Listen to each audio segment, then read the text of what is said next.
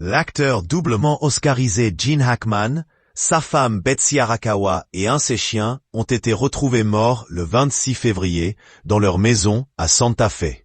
La star hollywoodienne se trouvait dans la buanderie, habillée avec ses lunettes de soleil près d'elle et sa femme dans la salle de bain, avec des pilules éparpillées autour d'elle et de la tête contre un chauffage d'appoint.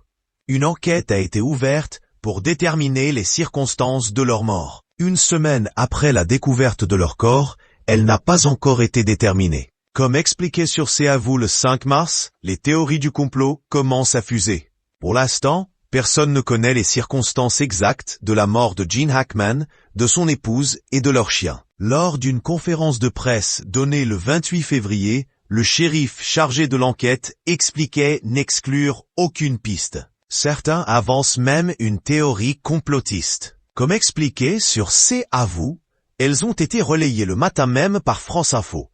L'une des plus délirantes essaie de lier cette disparition à la déclassification de documents confidentiels sur l'affaire Epstein, cet homme d'affaires américain accusé de trafic sexuel et qui s'est suicidé en prison, explique Pierre Lescure, chroniqueur sur C'est à vous.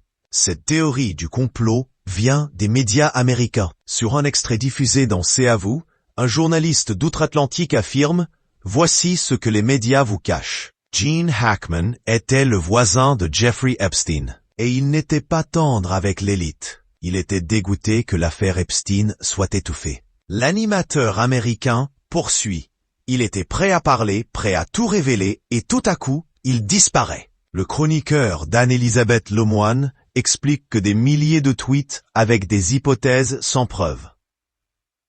Il continue. Corentin, le shérif de Santa Fe, a beau donner le maximum de détails au fur et à mesure de l'avancée de l'enquête, c'est inarrêtable. Pour l'instant, peu d'éléments ont été révélés.